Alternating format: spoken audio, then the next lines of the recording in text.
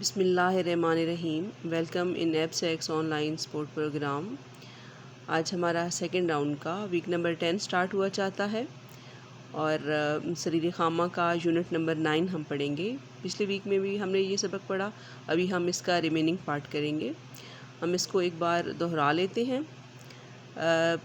سچی خوشی ایک لڑکی کی کہانی ہے جو اپنی خواہش کو کسی کی خوشی پر قربان کر دیتی ہے، اور ہمیں اس بات کا درس دیتی ہے کہ انسان اوروں کے کام آ کر سکون اور اطمینان حاصل کرتا ہے، اور بچپن میں ہی دوسروں کی ضرورت کا احساس ہونا ایک اچھی شخصیت کی علامت سمجھا جاتا ہے۔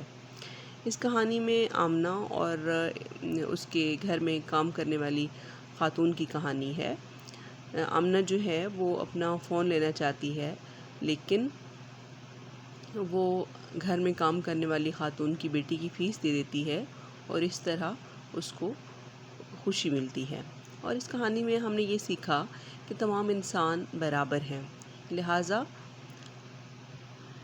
اپنی خواہش کو کسی دوسرے کی خواہش کے لیے قربان کر دینا ایک بہت عمدہ جذبہ ہے، ایک بہت اعلیٰ جذبہ ہے، جو کہ بہت کم لوگ ایسا کرتے ہیں۔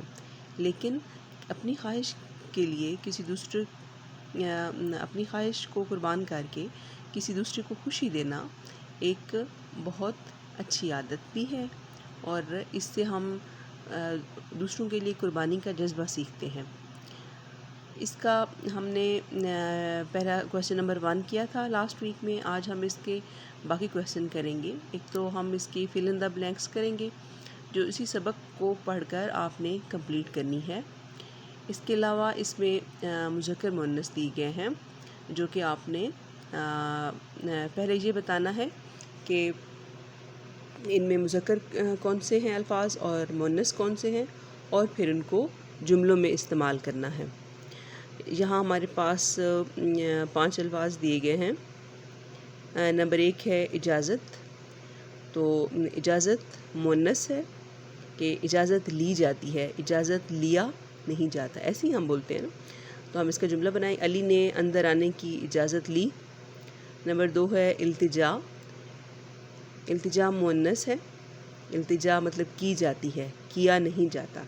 التجا یہ مؤنث ہے، میں نے استاد سے چھٹی کی التجا کی۔ آنسو مذکر ہے، آمنہ کا کھلونا ٹوٹا تو اس کی آنکھوں میں آنسو آ گئے۔ پرچی مؤنث ہے، اس پرچی پر کچھ لکھا ہوا ہے۔ شوق مذکر ہے، احمد شوق سے پڑھتا ہے۔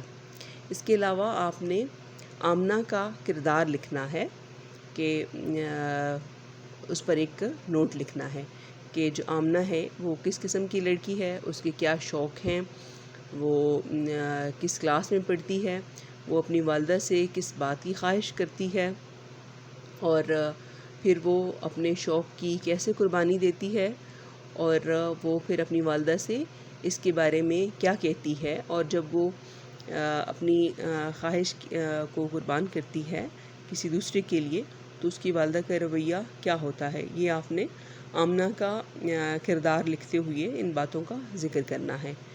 آپ کا ایک کویسچن یہ ہوگا کہ آمنہ کا کردار تحریر کریں۔ اس کے علاوہ ہمارے اس میں کچھ تخلیقی کام ہے جو کہ آپ نے اردو زبان و قواعد کی مدد سے مکمل کرنا ہے۔